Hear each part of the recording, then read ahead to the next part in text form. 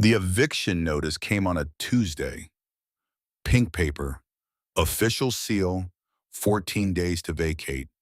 Harper Thorne stood in the doorway of apartment 312 Ironbark Hollow, holding the paper like it might catch fire. Her mother sat at the kitchen table behind her. Cassidy, 47 years old, multiple sclerosis eating her body one nerve at a time. The kind of disease that doesn't kill you fast, just takes everything you are piece by piece until there's nothing left but the person you used to be trapped inside a body that won't obey. How long were we on the list? Cassidy's voice shook. Not from emotion, from the tremor that lived in her throat now, the one that made every word cost something. 14 months. And we were close. 2 weeks. They said 2 weeks until our number came up. Harper read the notice again. Administrative correction, position adjusted, new estimated wait time 18 to 24 months. The paper didn't say what Harper already knew. That Clayton Merrick McDowell County Commissioner had signed the adjustment himself, that their apartment building sat in a corridor. Ridge Development Partners wanted to acquire, that families like theirs were inconvenient obstacles to profit margins and rezoning permits. The paper just said vacate. Cassidy tried to stand. Her left leg buckled, the same leg that had carried her through nursing school, through 18 years of night shifts, through the early years when Harper's father left and Cassidy had raised a daughter alone while her own body turned traitor. Harper caught her before she hit the floor. "I'm sorry," Cassidy whispered. "I'm so sorry, baby." "Don't." Harper's voice came out harder than she meant. "Don't apologize for something you didn't do." But 2 weeks later, when the movers came and Cassidy collapsed during the stress of packing, when the ambulance took her to county medical and the social worker told Harper she needed to go to the youth shelter, Harper understood what her mother had been apologizing for. She was apologizing for leaving her daughter alone, not by choice, never by choice, but alone all the same. The youth shelter smelled like bleach and gave up hope. Industrial cleaner trying to mask the scent of too many unwashed bodies in too small a space. Too many kids who'd learned that nobody was coming to save them.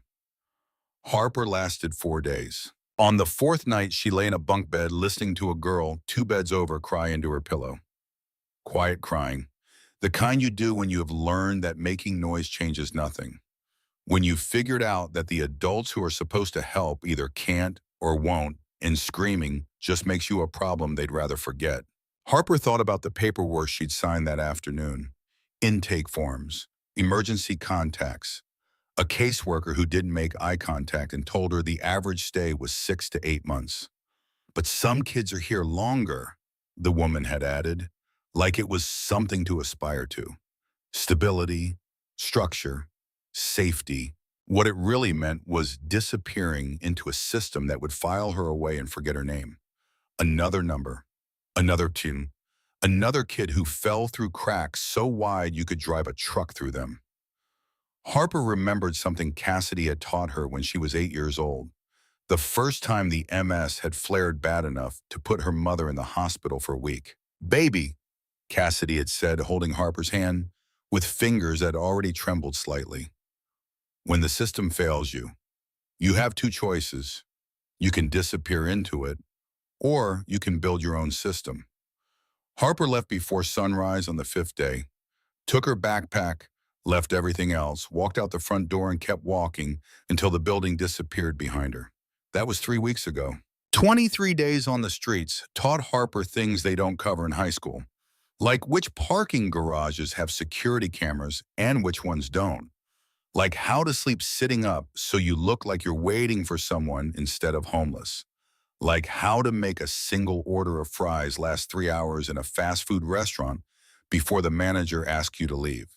Like how invisible you become the moment you don't have an address. Like how the same people who smiled at you when you were just another teenager with a backpack look right through you when that backpack becomes everything you own. But Harper learned something else too. Something Cassidy had been teaching her since she was old enough to understand. Write it down. When Cassidy's diagnosis first came when the medical bills started piling up and the insurance company found reasons to deny coverage, Cassidy had kept a notebook. Every phone call, every claim number, every name of every person who said no. Someday Cassidy had told her someone's going to ask what happened. And when they do, you'll have the truth. Written down, dated, real. Harper had that notebook now, not Cassidy's original, but the habit, the practice, the understanding that memory fades and people lie and systems cover their tracks. But ink stays. She'd bought a small notebook on day 3, the kind elementary school teachers give out at the start of the year. Cost her 97 cents at a dollar store. Used money she should have saved for food. But Harper understood something most 15-year-olds don't. Sometimes the most powerful thing you can do is remember. On day 23, Harper found the parking garage near the county building. 5 levels, concrete and shadows. The kind of place where sound carries in strange ways, bouncing off support beams and traveling through gaps in the floor. She'd been sleeping there for 2 nights. Level 3, behind a pillar where the security cameras didn't quite reach. Not comfortable, not safe, but dry. And after 3 weeks on the street, dry counted for a lot. 9:47 p.m. The garage was mostly empty, a few cars belonging to county workers pulling late shifts, the fluorescent lights flickering in that way that makes everything look like a crime scene waiting to happen. Harper sat with her back against the pillar, notebook open, writing by the light of a dying phone she couldn't afford to charge anywhere. She was writing about the Torres family, the ones who'd lived 3 doors down from apartment 312, the ones who'd also gotten an eviction notice the same day Harper had, the ones who'd also been on the county housing wait list for 14 months, the ones who'd also been mysteriously bumped back 200 positions 2 weeks before their number was supposed to come up. Pattern recognition. That's what Cassidy called it. When the same thing keeps happening over and over and everyone pretends it's coincidence. But Harper was 15, not stupid, and she'd watched enough of her mother's medical claims get denied for unrelated pre-existing conditions to know what systematic looked like. Footsteps echoed below her. Level 2. Harper froze, listened. A car door, then another sound, a phone ringing. Yeah, a man's voice, deep, confident, the kind of voice that's used to being obeyed. Harper knew that voice. She'd heard it before. At a community meeting 6 months ago, when Cassidy had still been well enough to walk without help, when they'd gone to ask about their position on the wait list. Clayton Merrick, county commissioner. The man who'd smiled at Cassidy and said he was doing everything he could. The man who'd signed their eviction adjustment 3 months later. Harper didn't move, didn't breathe. The voice carried through a gap in the concrete, sound traveling up through the parking structure's bones. The thorn correction gets processed this week. Ridge closes the corridor Thursday. Harper's whole body went still. Her family's name, in Clayton Merrick's mouth, like they were an item on a checklist. 11 years.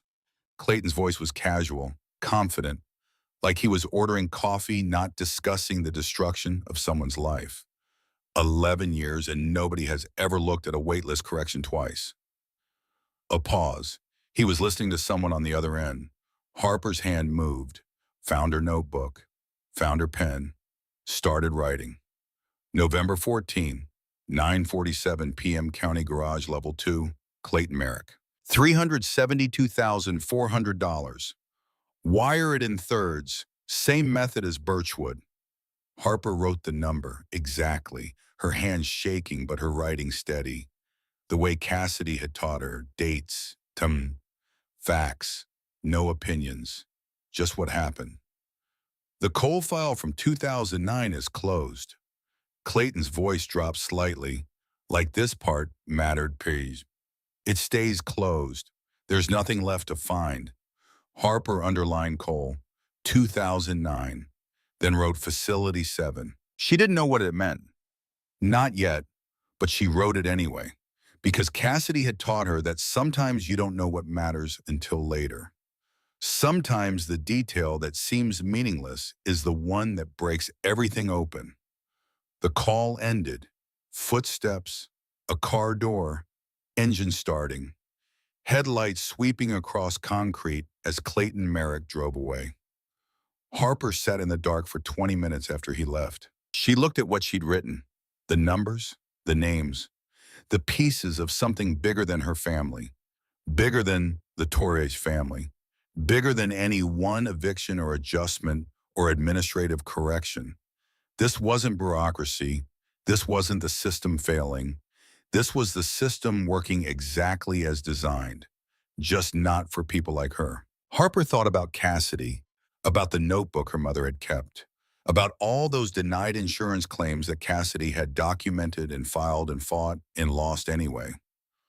About how Cassidy always said the same thing when another claim came back denied. Someone has to remember, someone has to write it down, because someday someone's going to ask. And when they do, we'll have the truth. Harper pulled out her phone, dead now, had been for 2 days, but she didn't need it charged to know what she was going to do. She was going to write it down. All of it. Every family she could find who'd been bumped off the list. Every correction, every pattern. Not because she thought anyone would listen to a 15-year-old homeless girl, but because someone had to remember.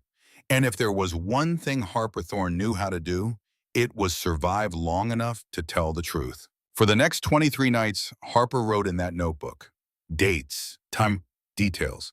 She watched the county building, memorized which cars belonged to which officials, noted when they came and went, wrote down every scrap of conversation she could hear through walls and windows and parking garage gaps, building a case she didn't know how to file, gathering evidence she didn't know how to use, but writing it anyway. Because sometimes doing something, even something small, is better than doing nothing at all. And because Cassidy had taught her that the truth matters, even when it costs you, even when nobody wants to hear it, especially then. The storm came on December 7th. Temperature dropped to 27 degrees by evening. Sleet hitting pavement like gravel.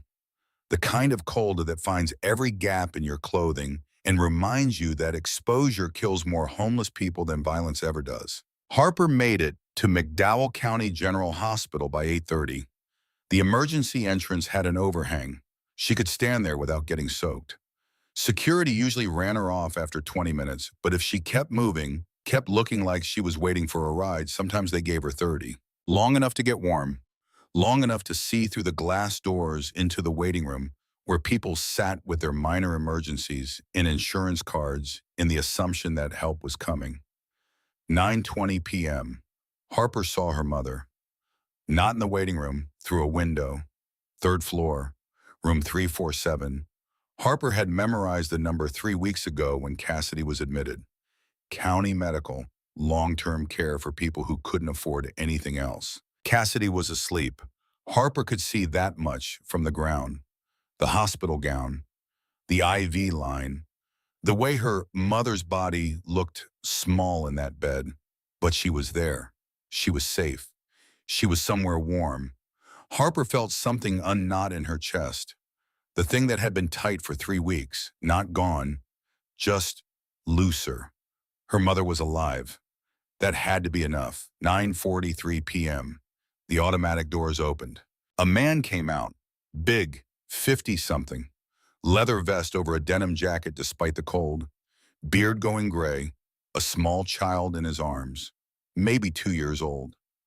Little girl in a pink coat crying against his chest. The man took 3 steps, then his knees buckled. He caught himself on the railing, barely. His breathing was wrong, short, shallow, the kind of breathing Harper had seen before. When Cassidy's lungs filled with fluid and the paramedics came and Harper learned what drowning on dry land looked like, pain etched across his face. His left hand pressed against his chest. The little girl cried harder. Harper moved without thinking. "Sir, are you okay?" He looked at her, eyes trying to focus, failing, skin going gray in the sodium lights. He couldn't have finished. His voice was barely there. Ghost of sound. I'm getting help. Harper reached for the emergency call button on the wall. His right hand shot out, grabbed her wrist, stronger than she expected for someone clearly dying. No time. Words coming in pieces. Find the angels. What? She knows where. He looked at the child in his arms. The little girl who'd stopped crying and was watching Harper with dark eyes that held too much understanding for someone so young. Find the angels. She knows where. His grip loosened. His eyes rolled back. He collapsed. Harper caught the little girl as the man went down. The child's weight nearly took her with him, but she kept her feet, kept the girl safe. Then she was screaming for help and hitting the call button, and an ambulance crew was rushing out, and someone was doing chest compressions, and someone else was asking Harper questions she couldn't answer because she didn't know this man's name or his medical history or anything except that he trusted her with the most important thing in his world. They loaded him onto a gurney, rushed him inside. The little girl reached for him crying, "Daddy, Daddy." A security guard stepped in front of Harper, the same one who usually ran her off after 20 minutes. "You family, no, then you can't come in." "But the girl, we'll handle it. You need to leave the entrance clear." The automatic doors closed. The little girl's crying faded behind glass and fluorescent light.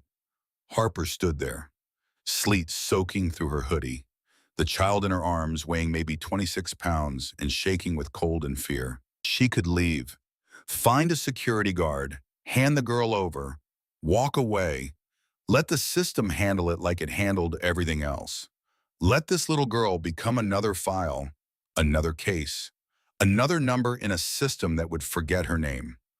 Harper remembered 4 days in a shelter, remembered a social worker who didn't make eye contact, remembered what it felt like to become invisible. She remembered Cassidy teaching her to write things down, to build her own system when the official one failed. She remembered the man's last words, "Find the angels, she knows where." The little girl's crying quieted to hiccups. She looked at Harper with those two old eyes. Then the girl pointed, small hand, mittened finger, pointing away from the hospital, into the dark. "Daddy's angels," the girl said, clear as anything. "Daddy's angels." Harper looked in the direction she was pointing, saw nothing but sleet and street lights in the empty road leading away from town. "You want me to take you somewhere?" The girl nodded, certain, like she'd always known, like this was the plan all along. Daddy's angels, that way. Harper thought about the man's face, the trust in his eyes when he told her, "She knows where." A dying man, a 2-year-old child, and a homeless 15-year-old girl standing in a storm, deciding whether to trust in something as impossible as angels. Harper looked up at the hospital window, room 347, where her mother slept, safe, warm, cared for by a system that had failed them in every other way, but was keeping Cassidy alive. She looked at the little girl, shaking with cold and fear, waiting for Harper to decide. Harper made her choice. "Okay, sweetheart." She adjusted her grip. "Okay, we'll find your daddy's angels." She took off her jacket, the only coat she had, the one she'd been wearing for 3 weeks, wrapped it around the little girl, pulled the hood up, tucked the child against her chest. Then she started walking. The girl was right about one thing. She knew where. Every 2 blocks, that small, mittened hand would point. Left, right, straight, like she was following a map Harper couldn't see by. Like there were roads in this storm that only children and desperate people could find. The cold bit deep. Harper's hoodie soaked through in the first mile. 27 degrees. Sleet turning to freezing rain. Her fingers went numb. Then her toes. Then the tips of her ears. But the girl kept pointing, and Harper kept walking. "Are you warm enough?" Harper's voice shook. The girl nodded against her chest. "That's good. That's real good." By mile 2, Harper's legs were shaking. The girl weighed more with every step. 26 pounds felt like 50, then 70, then 100. She thought about putting her down, carrying her piggyback instead. But the girl was so small and the ground was so cold, and Harper's jacket was the only thing keeping her dry. So she kept walking. Mile 3. Harper started counting steps. 1, 2, 3.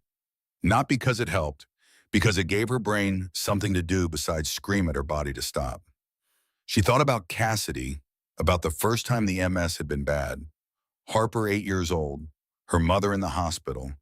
Harper staying with neighbors who looked at her with pity and talked about her like she wasn't in the room. Cassidy had come home after a week, weaker, slower, but still her mother. Harper had asked her how she'd gotten through it. Baby Cassidy had said, "You just take one step, then another, then another. You don't think about how many steps are left. You just take the next one." One step, then another. Harper took the next step. "Daddy's angels." The girl's voice was quieter now, tired. "Daddy's angels coming." "I hope so, baby. I really hope so." Mile 4. Harper's fingers weren't cold anymore. They were white. 3 of them on her left hand. Index, middle, ring, the color of old bone. She knew what that meant. Frostbite, early stages. Another hour and the damage would be permanent. Another 2 and she'd lose the fingers. She kept walking. Because 3 weeks ago, Harper had made a choice to leave the shelter, to build her own system, to survive on her own terms. And tonight she was making another choice. To trust a dying man's last words. To believe a 2-year-old knew something Harper didn't. To walk into a storm carrying a child she'd never met, because the alternative was letting the system swallow another person whole. Mile 5. The streetlights disappeared. They were on Coalfield Road now, county route.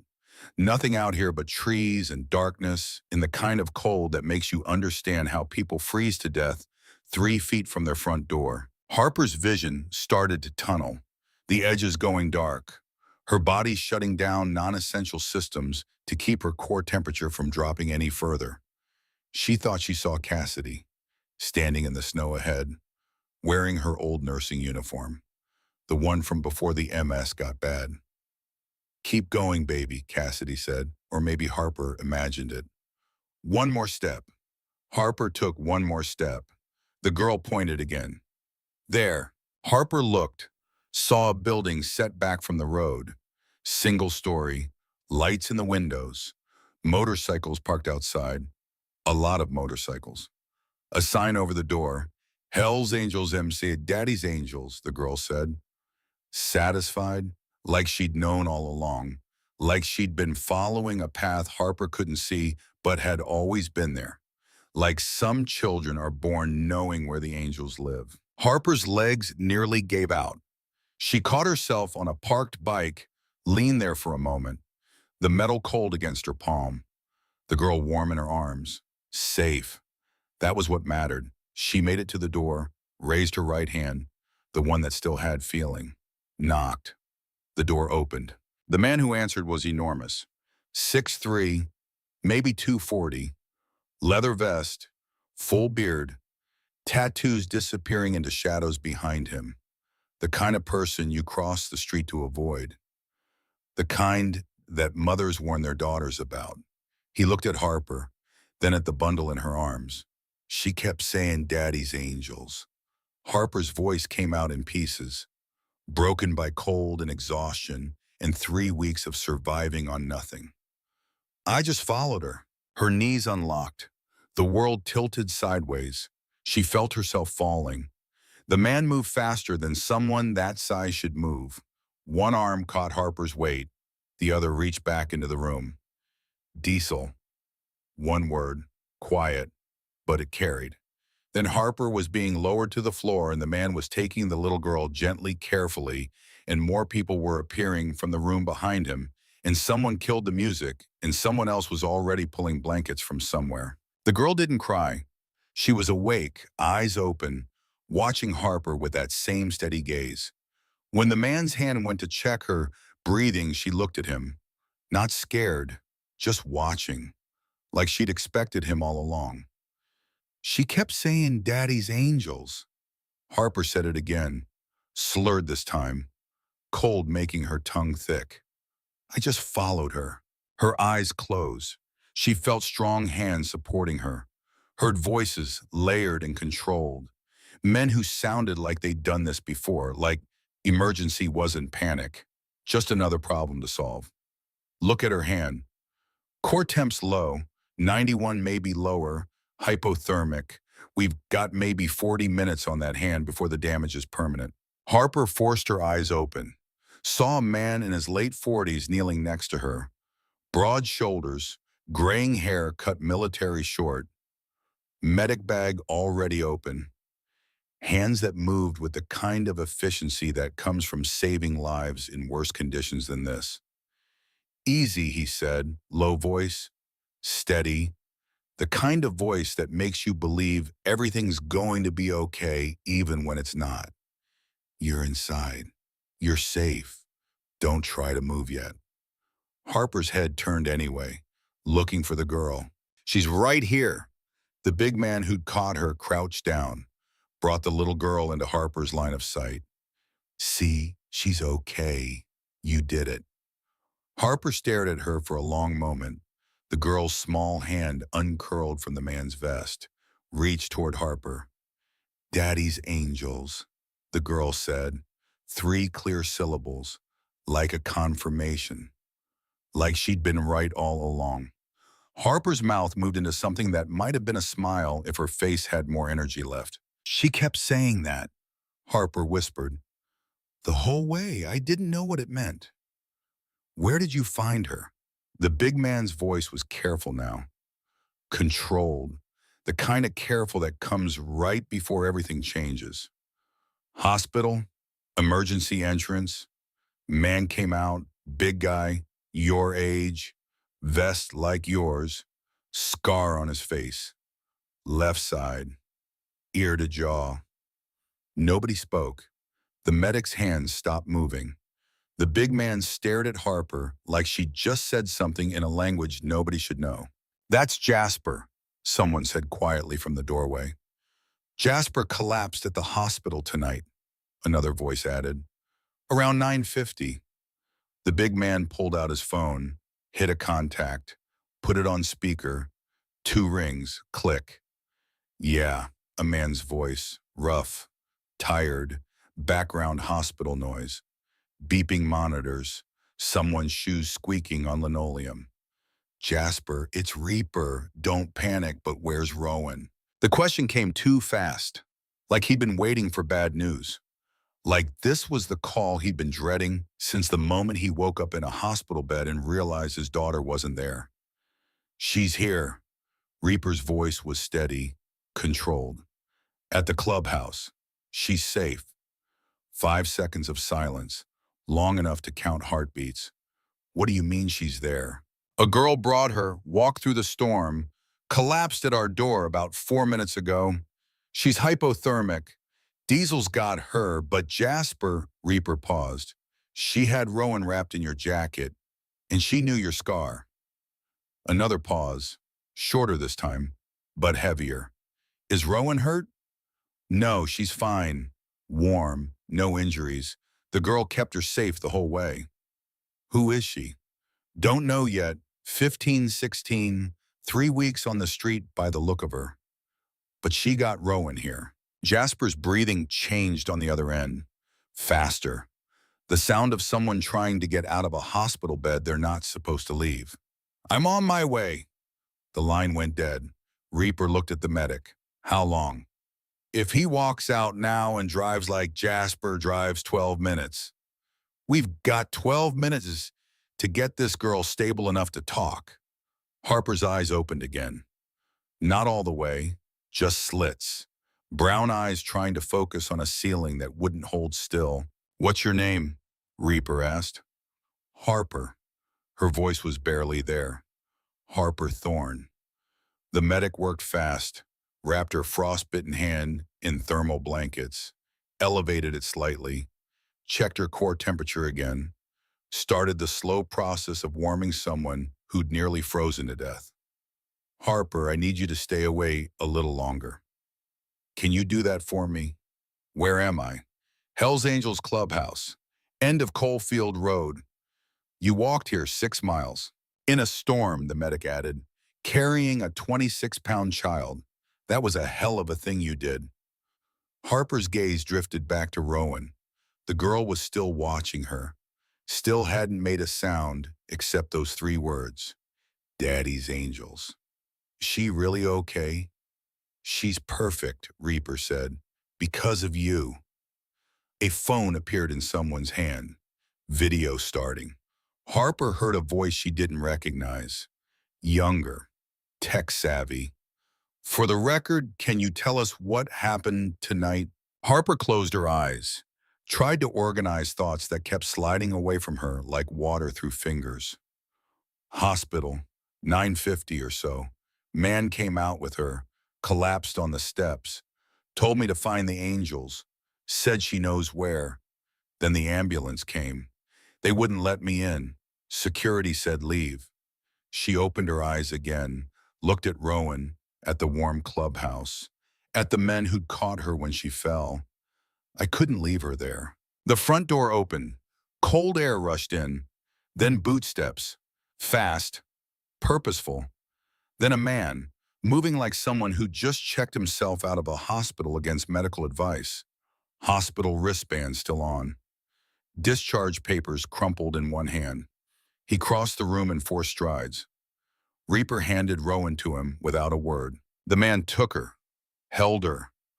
One large hand cradling her head, the other wrapped around her small body like he could shield her from the entire world if he just held tight enough. His eyes closed, his forehead pressed against the top of her head. Nobody spoke. Nobody expected him to. Then Rowan's small voice. Daddy, Angels came. The man's shoulders shook once. Just once, then he pulled back.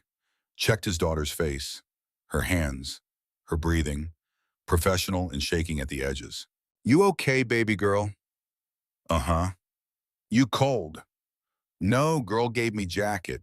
His eyes lifted, found Harper on the floor, took in the wet hoodie, the frostbitten hand wrapped in blankets, the exhaustion written in every line of her young face, the way she was still watching Rowan to make sure the girl was really safe.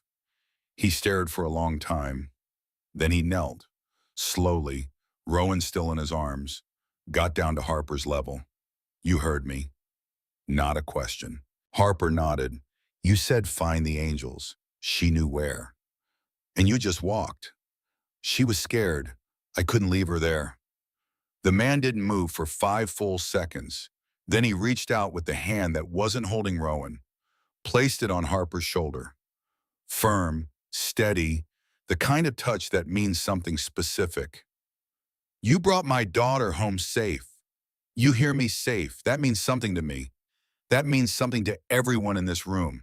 Harper's eyes were closing again, the adrenaline draining away, leaving only cold and exhaustion and the bone-deep tiredness that comes from 3 weeks of survival. Let her rest, Diesel said. We need to keep her warm and monitor the hand. She's stable, but she needs sleep. The man stood, looked at Reaper. Where did she come from? Don't know yet. 3 weeks on the street by the look of her. The man's expression went very still. How old? 15, 16? He stopped. Didn't finish whatever he was thinking. But everyone in that room knew. The same age his oldest daughter would have been. The daughter whose custody he'd lost in 2009. The daughter the system had failed to protect when his whole world came apart. And now here was another 15-year-old girl the system had abandoned. Except this time, instead of becoming another casualty, she'd walk through hell to save a second chance. She doesn't go back to the street. His voice was quiet, presidential. The kind of authority that doesn't need to be loud. Not tonight, not while I'm president of this chapter. Reaper nodded once. Understood. The man looked down at Rowan. She was falling asleep against his chest. Small hand curled in his vest. The birthday card still visible in the pocket, the one she'd drawn, Daddy's angels, the ink bleeding from when it got wet in the storm. Then he looked at Harper, unconscious now, breathing steady, Diesel adjusting the blankets with the precision of someone who'd saved lives in Iraq and Afghanistan and knew exactly how much time they had before frostbite became permanent. The birthday card, the angels, the impossible walk. He looked at that card for a long moment, then at the girl who'd believed what his daughter already knew, that sometimes the scariest looking people in a room are exactly who you need, that angels are real. They just wear leather vests and ride motorcycles. An hour later, Harper woke briefly. The clubhouse was quieter now. Most of the brothers had gone home. Just four remained. Diesel sat in a chair nearby, monitoring her vitals every 20 minutes like clockwork. Reaper stood by the window, phone in hand, already making calls. A younger guy with a laptop worked in the corner, fingers flying across keys. And the man from the hospital. He sat next to the cot where Rowan slept 6 feet away.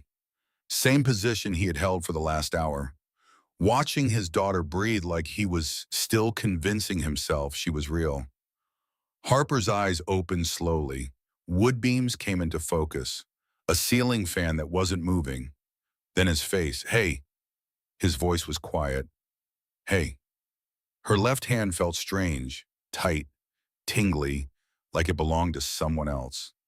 "How you feeling?" "Warm." "Good. That's good." He leaned forward slightly. "You remember what happened?" "Most of it. Hospital, storm, your daughter." She paused.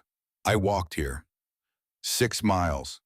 Harper looked at her bandaged hand, tried to flex the fingers. Failed. "Diesel says you'll be okay. No permanent damage if we keep you warm and rested for the next 48 hours. She nodded, looked away, tried to sit up and couldn't quite manage it. "Easy," he said. "Don't push it." They sat in silence. The refrigerator hummed. Outside, the storm had stopped. Just wind now, and the sound of Rowan breathing softly in sleep. "I need to know what happened to you." His voice was gentle but firm. "Where you've been.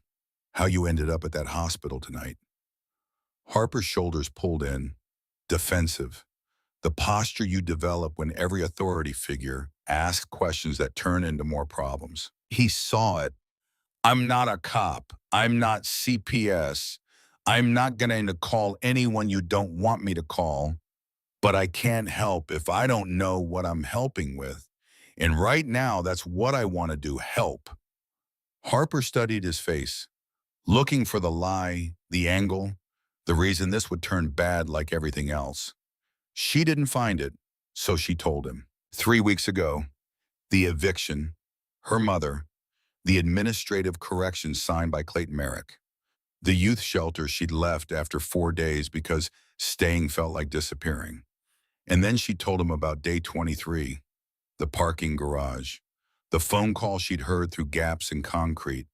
She told him about her notebook, about writing it all down, about how her mother had taught her that someone has to remember. When she got to the part about the Cole file from 2009, the man went very still. "Say that name again." "Cole." He said the Cole file from 2009 is closed. It stays closed. There's nothing left to find. The man stood up, walked to the window, hands in his pockets, breathing carefully, the kind of breathing you do when you're trying not to break something. Nobody spoke. Then his voice still facing the dark. "My name is Jasper Cole."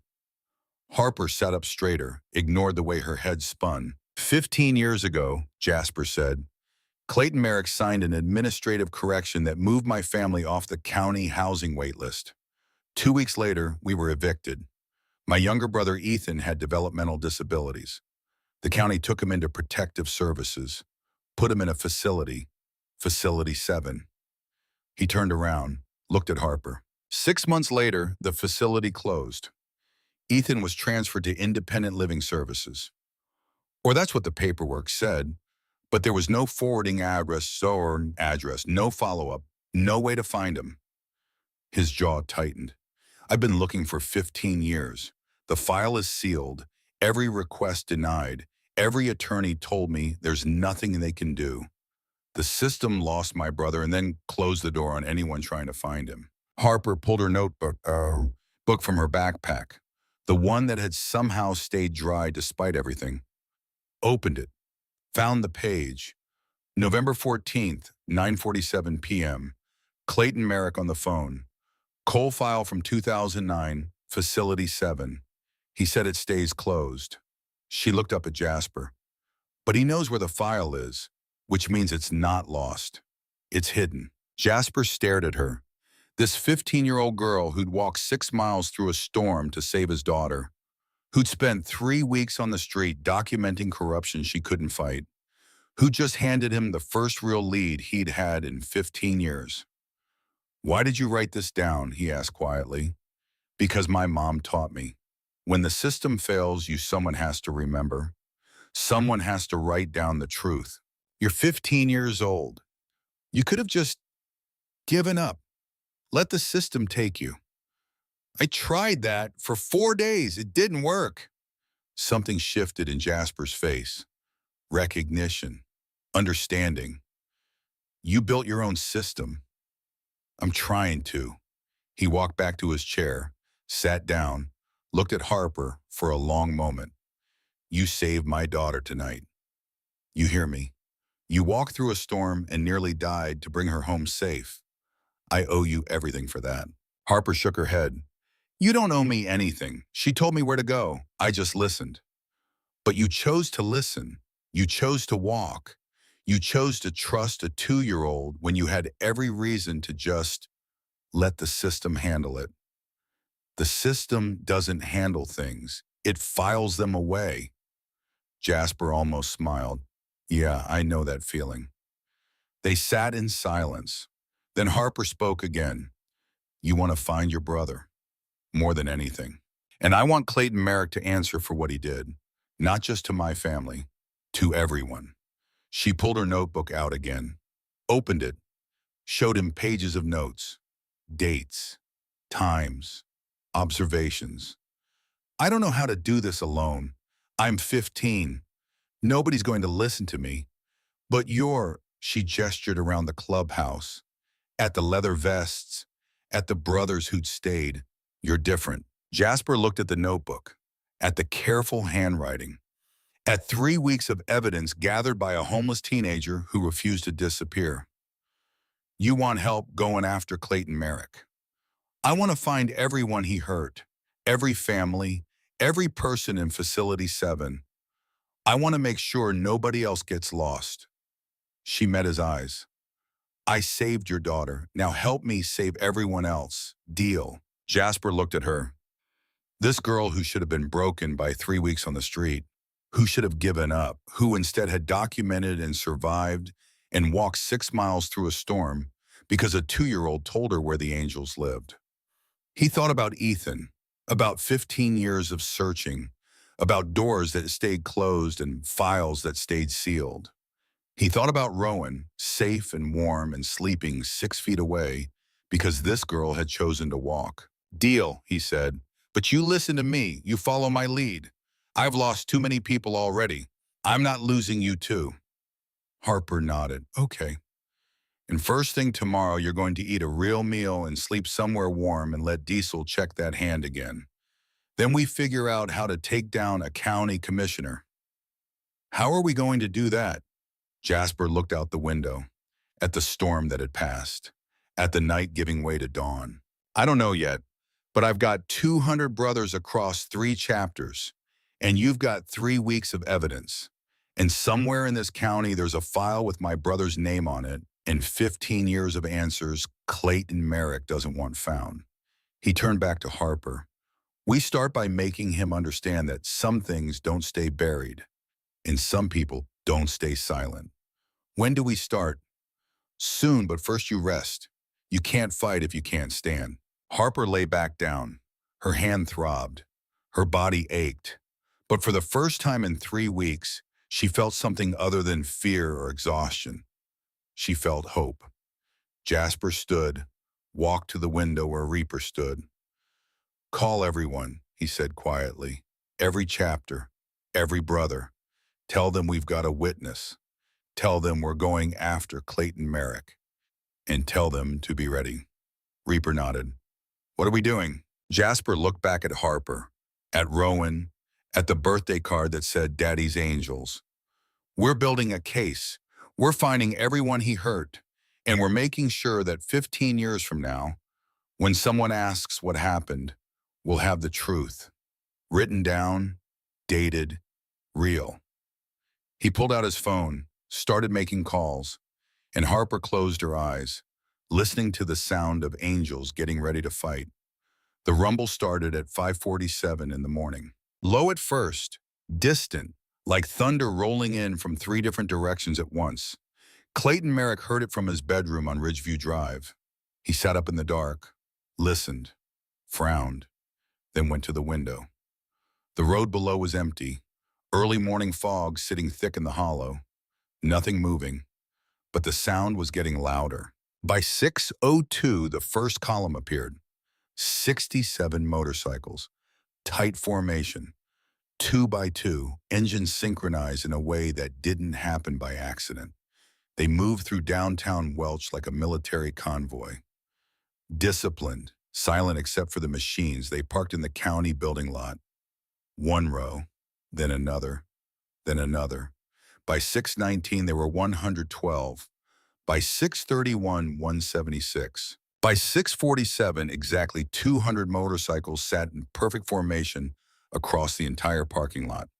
200 bikers stood next to them, not moving, not shouting, not carrying signs, but each one held something. A photograph, 8 by 10, laminated against the morning dew. Faces, families, children. Harper had spent the last 3 days preparing those photographs. Jasper's brothers had helped, circuit printing them at a copy shop 2 towns over, Forge calling families, Reaper organizing the logistics. But it was Harper's idea, Harper's plan, Harper's design. 47 families, each one displaced by Clayton Merrick's administrative corrections over the last 15 years, each one with documentation. Dates, waitlist positions before and after, property acquisition deals that followed within months, pattern recognition. That's what Cassidy had called it. This was the pattern made visible. Morris, the security guard who'd worked the county building for 9 years, stood at the front entrance with his phone in his hand, staring. He'd called his supervisor 4 minutes ago. His supervisor had told him to call the police. He'd called the police 3 minutes ago. The police had told him to wait because nobody was breaking any law. They were just standing there. At 6:52, Clayton's county-issued SUV pulled into the lot. He stopped at the entrance, stared through the windshield at 200 leather vests and 200 pairs of eyes, all turning in his direction at once. His hand went to his phone, then he put it down. He pulled forward, parked in his reserved spot, got out, straightened his wool overcoat, locked the SUV. 200 bikers watched him walk to the entrance. Nobody moved. Nobody spoke. Jasper Cole stood in the center of the front row, arms crossed, the scar on his jaw catching early light. Rowan's birthday card visible in his vest pocket, the one that said Daddy's Angels in crayon. Clayton's eyes found him as he passed. Recognition flickered. Then it was gone. Clayton kept walking, up the steps, through the door. Behind him, Morris exhaled. What do I do? Nothing, Reaper said quietly from the front row. We're not here to cause a problem. We're here to make sure one gets solved. At 7:08, the first county employee arrived, saw the motorcycles, kept driving, came back 5 minutes later, parked on the street 2 blocks away, walked to work looking over her shoulder every few steps. At 7:23, a reporter from the Welch Daily News showed up with a camera. She was young, mid-20s, nervous, the kind of nervous that comes from being sent to cover something your editor thinks might turn violent. She approached the line, camera ready, recorder in hand. Can I ask what this is about? Jasper started to answer, opened his mouth, got as far as the first syllable. Then Harper stepped forward. She'd been standing behind Jasper, waiting. She told him last night that this moment mattered, that who spoke first would set the tone for everything that followed. It can't be you, she'd said. It has to be me. You're 15 years old. Exactly, that's the point. Now she stood in front of 200 bikers and one reporter and a camera that was already rolling. The reporter's lens swung toward her.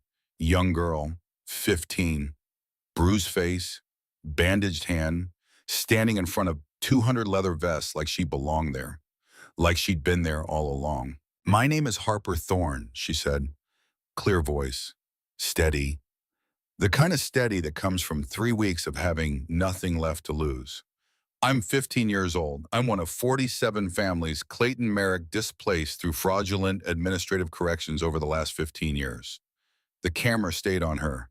I'm here because nobody else would speak for us. Now we're speaking for ourselves." The reporter scribbled notes, professional instinct overriding her nervousness.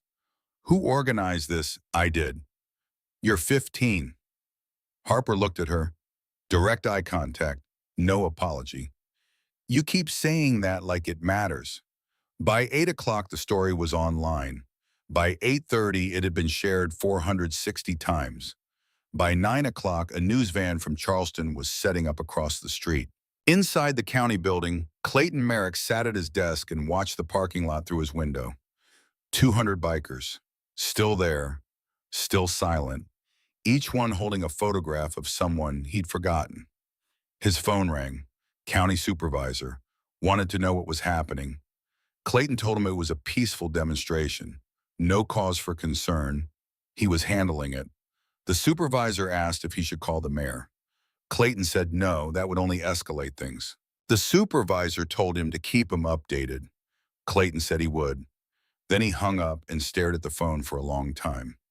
At 9:15, Morris knocked on Harper's door at the clubhouse. She'd been staying there since the storm. 3 days now.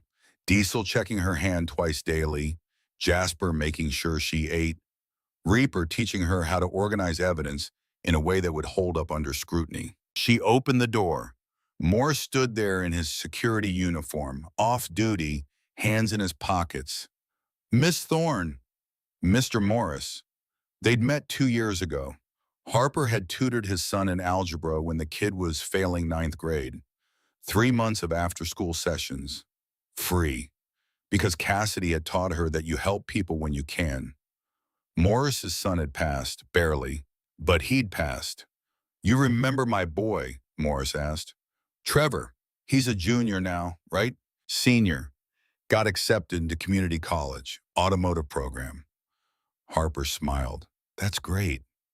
Morris nodded, looked at the ground, then back at her. "You planning on going into that building today?" "Yes." "Alone?" "That's the plan." Morris reached into his jacket, pulled out a security badge, handed it to her. Level 2 clearance. Gets you past the front desk. Gives you access to the second and third floors. Administrative offices. Harper took the badge, looked at it, then at Morris. "Why are you helping me?" "Because my wife lost her job when Ridge Development bought the building she worked in. Because the county told us we'd moved up on the housing wait list, then bumped us back 6 months later. Because I watched that man walk in and out of this building every day knowing he's dirty and nobody does anything about it." He met her eyes. "And because you helped my son when you didn't have to, now I'm helping you." Harper looked down at the badge. "Thank you." "Be careful in there. Clayton's got friends. People who've been looking the other way for 15 years because it's easier than asking questions." "I will." Morris turned to leave. Stopped. "That hand healing okay?" Harper flexed her left fingers. Still stiff, still painful, but functional. "Getting there." "Good. You're going to need both hands for what comes next." He walked away. Harper closed the door, looked at the badge in her hand. Level 2 clearance, access to administrative offices. She thought about Cassidy, about building your own system when the official one fails. Sometimes the system helps you anyway. one person at a time, one small act of rebellion disguised as a favor. At 9:47 a.m., Harper walked into the county building, alone. She'd told Jasper the plan last night. He'd argued, said it was too dangerous, said she should wait, let him come with her. No, Harper had said, this has to be me. If you're there, it's intimidation. If I'm there alone, it's a 15-year-old girl asking questions. That's harder to spin. He could hurt you. He already did. He hurt my family. He hurt 46 other families. He hurt your brother. Now I'm going to look him in the eye and tell him I know. Jasper had stared at her. This girl who'd walked 6 miles through a storm, who documented 3 weeks of corruption, who refused to disappear. Okay, he'd said finally, but you wear a wire, and if anything feels wrong, you leave. Deal. Deal. Now Harper walked through the front entrance. Morris was at his station. He nodded once, subtle, checked her badge with professional efficiency. Level 2 clearance, you're good. Harper climbed the stairs, found Clayton's office. The door was open. He stood by the window, coffee in hand, looking out at the parking lot, at 200 motorcycles that hadn't moved in 3 hours. He turned when her shadow crossed the threshold. Harper Thorne. He smiled, warm, practiced, the kind of smile that had won him 3 election cycles. I remember your file. I'm so sorry we couldn't do more to help your family. Harper didn't move, didn't smile back, just stood in the doorway watching him. You did plenty, she said, voice flat, empty of emotion. Just not for us. Clayton's smile faltered slightly. I'm not sure I understand. Harper stepped into the office, closed the door behind her. Morris had told her the security cameras in this hallway had been broken for 6 months. Budget cuts. Nobody had fixed them. $372,400, Harper said. That's what Ridge Development paid you over 14 months. You said it yourself. November 14th, 9:47 p.m., county parking garage. The smile disappeared. Those are serious allegations. Clayton set his coffee down carefully. Precise movements. Controlled. Do you have proof? I have a witness. Me. I was there. I heard every word. Clayton studied her, really looked at her for the first time, saw the bandaged hand, the bruised face, the way she stood like someone who'd survived 3 weeks on the street and come out harder. Harper, he said, gentle tone, concerned, like he was talking to a troubled child. I understand you're upset. Losing your home was traumatic, but you're making connections that don't exist. Your mother is sick. You've been under incredible stress. Sometimes our minds. I also have 6 other families who lost housing the same way, Harper interrupted.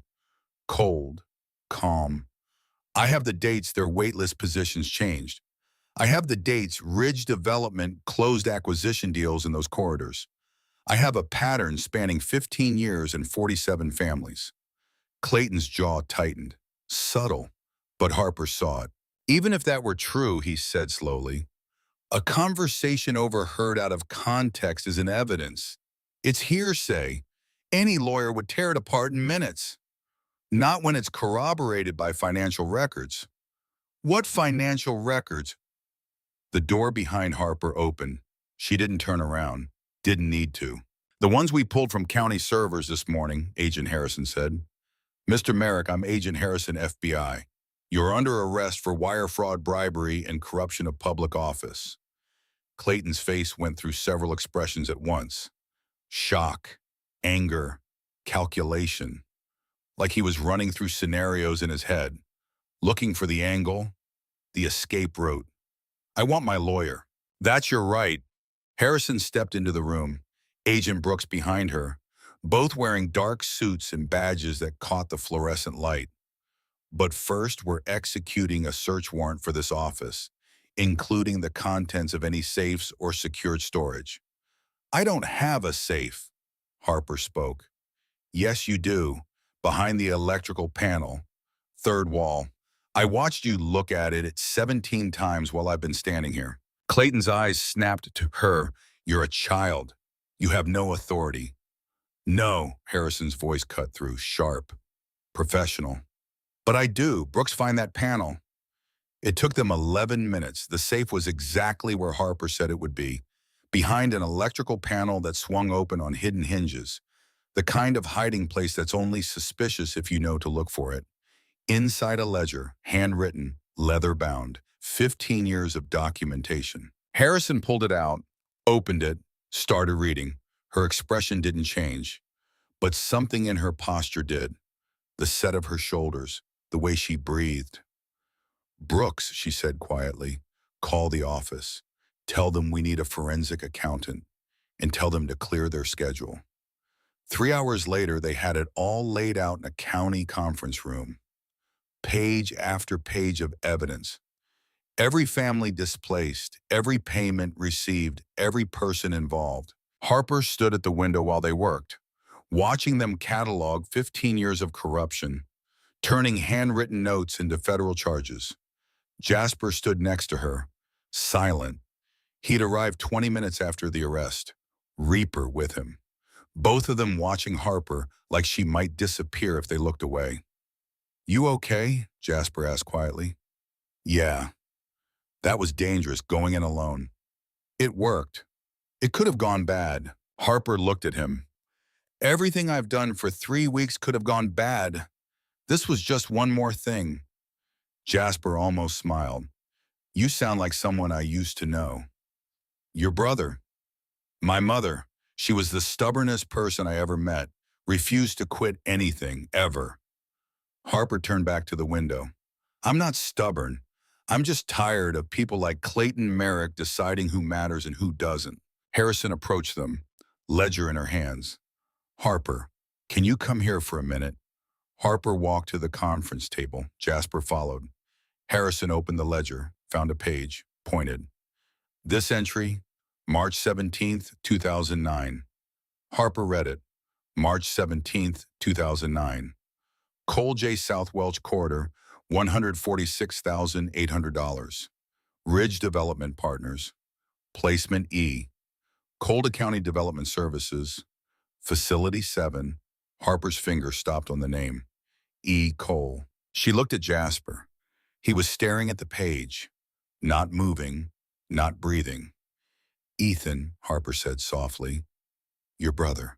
Jasper's hand reached out, touched the entry, like he could feel the ink, like after 15 years of searching this piece of paper was proof that Ethan had existed, that he hadn't just vanished into nothing. They wrote it down, Jasper said, voice hollow. They documented taking him. What's Facility 7? Harper asked. Harrison checked her notes. We're still determining that, but it appears in the ledger 16 times, always connected to a displacement, always a vulnerable family member. Disabled adults, elderly with dementia, people who couldn't advocate for themselves. Harper read the line again. Placement E. Colda County Development Services, Facility 7. He didn't disappear, she said. They moved him. They had to. If families asked questions, they needed answers. So they moved people to facilities. Made it look official. Made it look like the system was working. But the facilities closed, Brooks added. We've been cross-referencing. Facility 7 shut down in 2010. 19 residents. County records say they were all transferred to independent living services. But there are no forwarding addresses, Harrison finished. No follow-up records. 16 people, including Ethan Cole, just stopped existing on paper. Jasper's jaw worked, muscles tight, eyes still fixed on his brother's name in that ledger. Harper put her hand on his arm. Not comforting, just contact, presence. We're going to find them, she said, quiet but certain. All of them. Jasper looked at her. I found 6 families in 3 weeks with a library computer. Imagine what we can do with actual resources, with 200 bikers and a mission. You're 15 years old. Everyone keeps saying that like it's a reason to stop. Harper's voice hardened. It's not. Those 16 people didn't disappear because they did something wrong. They disappeared because the system failed them, because people like Clayton decided they didn't matter. She looked at the ledger, at all those names, all those families. I won't let them stay disappeared. Jasper stared at her. This girl who'd walked through a storm to save his daughter, who'd stood up to a corrupt official, who refused to let anyone tell her she was too young to make a difference. He smiled, not happy, determined. Okay, we find them. Harper looked at him. All of them. Every single one. Harrison cleared her throat. Before you start planning, you should know we're opening a full investigation. Facility 7, the missing residents, everyone involved. This is federal now. Wire fraud, racketeering, exploitation of vulnerable adults. Clayton's looking at serious time. How serious? Harper asked. If we can prove all of it, 60 to 80 years minimum. Harper thought about her mother, about Cassidy in county medical, about 3 weeks on the street, about 47 families who'd lost everything. Good, she said. He should die in prison. Harrison looked at her, saw something in Harper's face that made her pause. Not cruelty, justice. The kind of justice that comes from understanding exactly what was taken. We'll do our best, Harrison said. Over the next week, Harper did something nobody expected. She found Teresa Whitmore, former employee of Facility 7, 65 years old, living in a trailer park 30 miles outside Welch, working part-time at a grocery store, trying to forget. Harper didn't ask Jasper to come, didn't ask anyone, just took a bus, knocked on Teresa's door. Teresa answered, saw a 15-year-old girl with a bandaged hand and careful eyes. I'm not buying anything. I'm not selling anything. I'm looking for people who worked at Facility 7. Teresa's face changed. That place closed 15 years ago. I know, but 16 people who live there are missing. I'm trying to find them. Who are you? My name is Harper Thorne. One of those missing people is Ethan Cole. His brother has been searching for 15 years. Teresa's hand tightened on the doorframe. I can't help you. Can't or won't. Does it matter? Harper looked at her. Really looked. Saw the guilt written in every line of Teresa's face.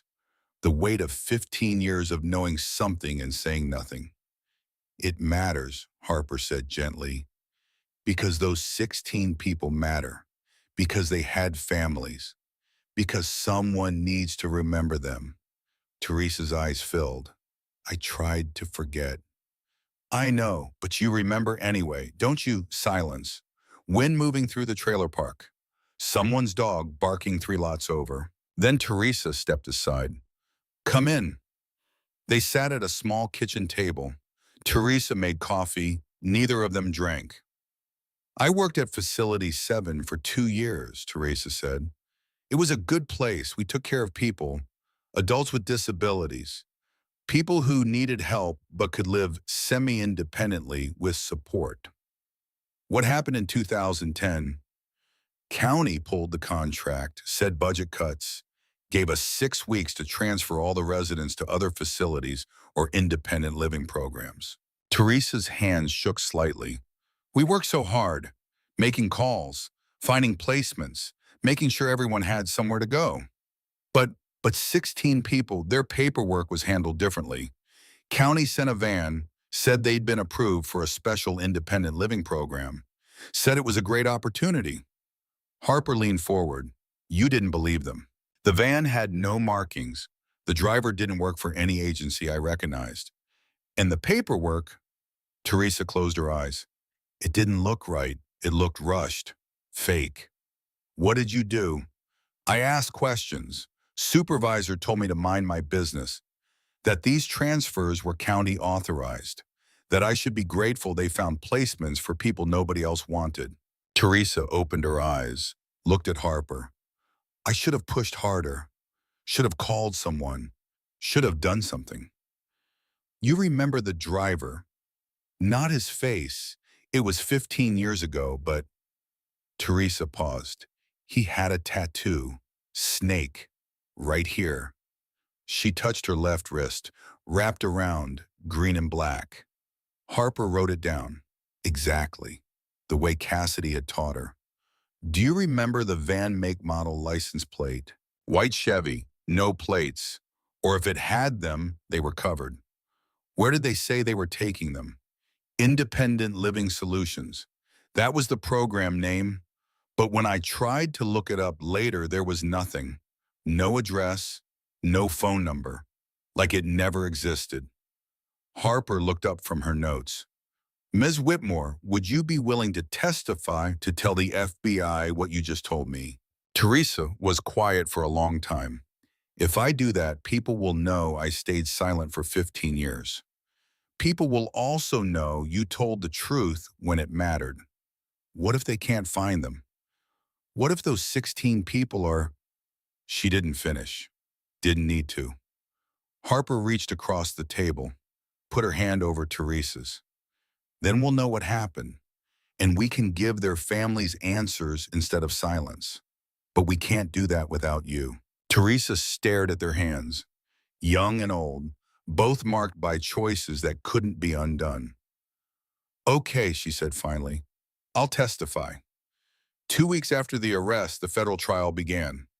Harper sat in the courthouse lobby wearing a button-down shirt Ainsley had helped her pick out, school shoes that were only slightly uncomfortable, a folder in her hands containing a statement she'd written and rewritten 6 times. She was still 15, but taller somehow, steadier, the kind of steady that comes from knowing exactly who you are and what you stand for.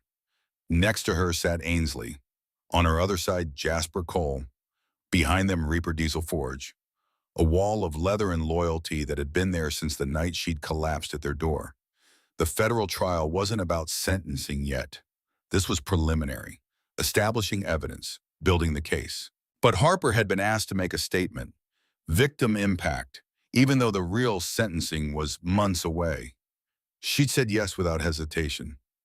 A bailiff opened the courtroom door. Harper Thorne, she stood. Her hands weren't shaking. Not anymore.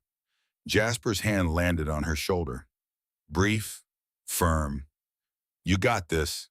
She walked into the courtroom. Clayton Merrick sat at the defense table in an orange jumpsuit, hands cuffed. He didn't look at her when she walked past. Harper approached the witness stand. The judge nodded at her. Kind eyes, but professional. Ms. Thorne, you're here to provide testimony regarding the events of November through December 2024. Is that correct? Yes, Your Honor. Please proceed. Harper opened her folder, looked at her notes, then set them aside.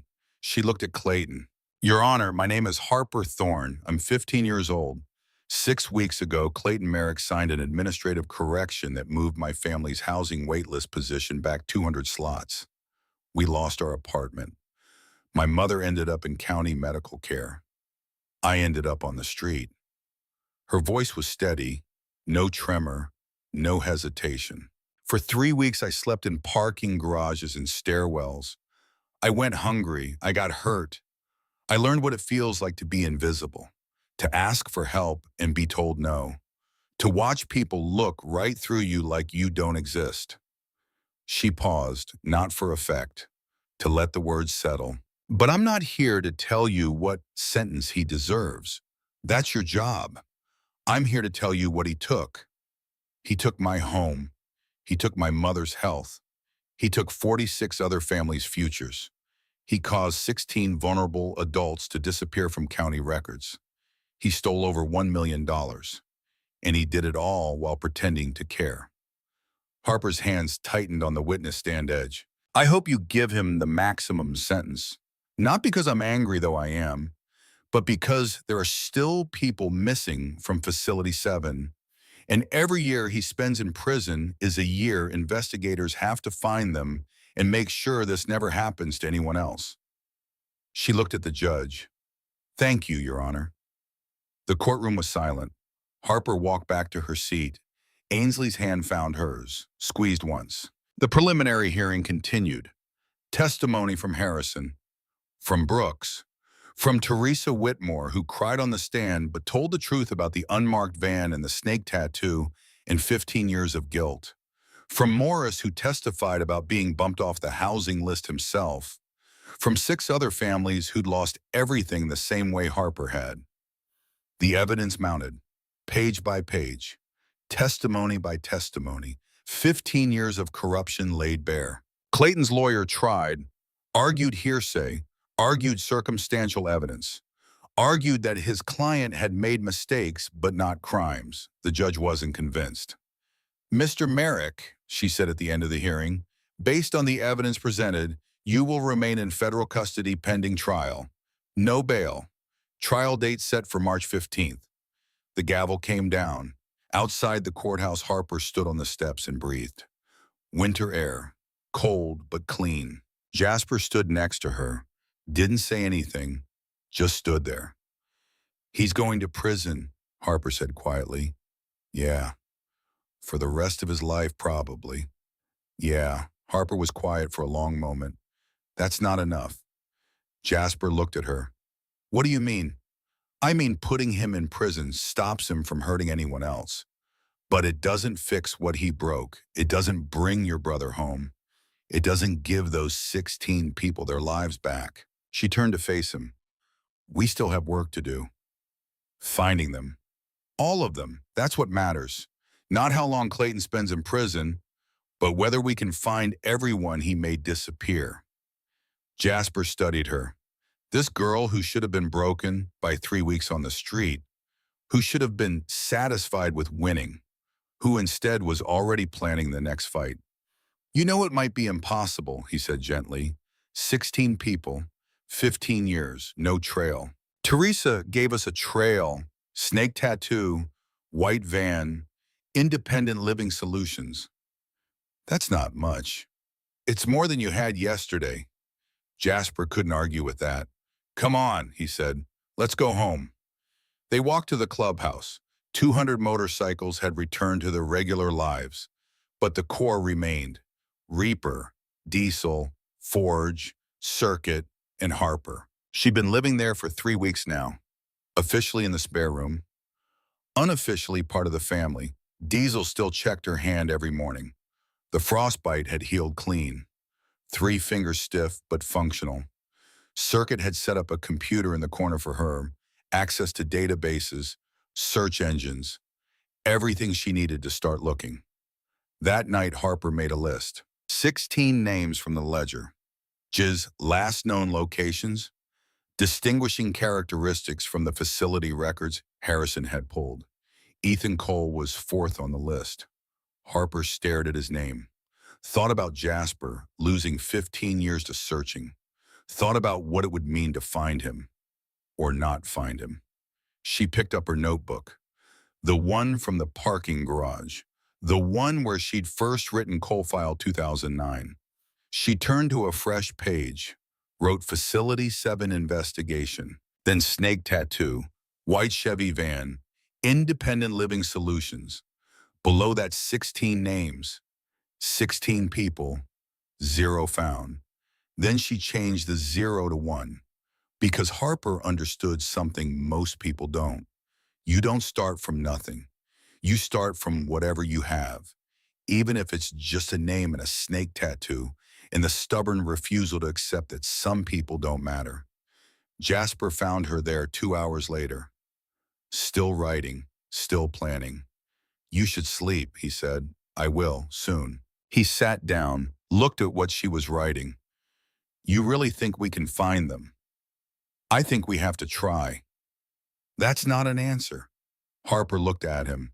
It's the only answer I have. Jasper was quiet. Then he reached into his vest, pulled out a photograph, handed it to Harper. A boy, maybe 12 years old, big smile, standing next to a younger Jasper. Ethan, Jasper said, 2001, before everything went bad. Harper looked at the photo, at the joy in that boy's face, at the way he leaned into his brother like Jasper was the safest person in the world. We're going to find him, Harper said. You can't promise that. I know, but I'm going to try anyway.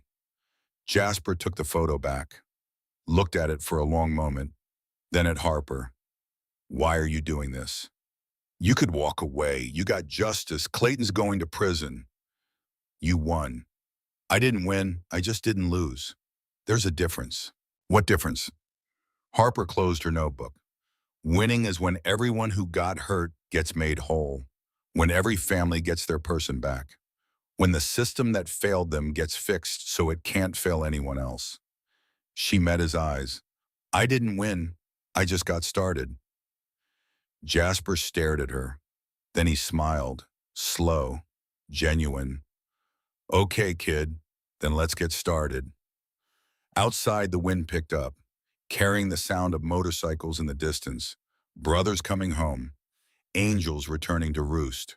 Harper thought about Cassidy, about the notebook her mother had kept, about writing things down so someone would remember. She thought about 16 people who'd been written out of existence, made to disappear by paperwork and silence, in a system that decided they didn't matter. She thought about a 2-year-old girl who'd known where the angels lived when everyone else had forgotten. And she thought about the choice she'd made in that storm, to walk, to trust, to refuse to look away when someone needed help. That choice had saved Rowan. Now it was going to save 15 more. Harper opened her notebook again, started writing, building a case, gathering evidence, finding people the system had forgotten. Because that's what angels do. They show up. They do the work. They refuse to let the world stay broken.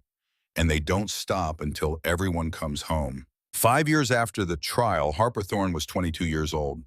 She worked in the same county building where Clayton Merrick had once held office. Same floors, same walls, different purpose. Intake coordinator, McDowell County Housing Services. The department that had been gutted and rebuilt after the investigation. New oversight, new protocols, new people who actually believed the system should help instead of harm. Harper's office was small, 3rd floor, window overlooking the parking lot where 200 motorcycles had once stood in silent formation, where she'd walk past them to confront a man who destroyed 47 families. That parking lot was empty now most days, just county vehicles and people trying to do their jobs. But Harper remembered. She remembered everything. Her first day on the job, her first client walked through the door at 9:15 a.m. Mrs. Torres, late 30s, 2 kids, eviction notice in hand, the exhausted look of someone who'd been fighting too long with too little. Mrs. Torres, I'm Harper Thorne. I'm here to help you find housing. Mrs. Torres's eyes filled with cautious hope, the kind of hope that's been disappointed so many times it barely dares to exist. That's it. No runaround. There's paperwork, Harper said gently, but we're going to fill it out together. The system's been reformed, new oversight, new protocols, and I promise you I will fight for your family the same way someone once fought for mine. Mrs. Torres stared at her. You're that girl from the trial, the one who was 15. I was. Now I'm 22, and I work here, and nobody's going to bump you off a list or make you disappear? Not while I'm here. By the end of her first year, Harper had placed 83 families. By the end of her second, 147. By year 5, 639. 639 people who had a place to live, who hadn't been forgotten, who'd been seen by a system that finally worked the way it was supposed to. But Harper knew the truth. The system only worked because people like her forced it to, because she showed up every day and made sure it didn't fail, because she remembered what it felt like to be invisible. And in her spare time, she'd started something else, a nonprofit, small at first, just her and a handful of volunteers operating out of the clubhouse on weekends. She called it Rowan's Walk. The mission was simple: help homeless youth before they disappeared into the system, provide resources, support, a voice when they needed one, street outreach, emergency housing, job training, legal advocacy, all the things Harper had needed 5 years ago when she was 15 and alone.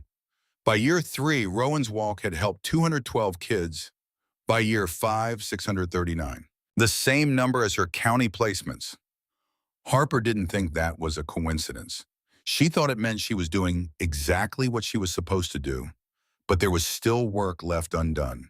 People from Facility 7 remained missing. The FBI had found 6 in the first 2 years.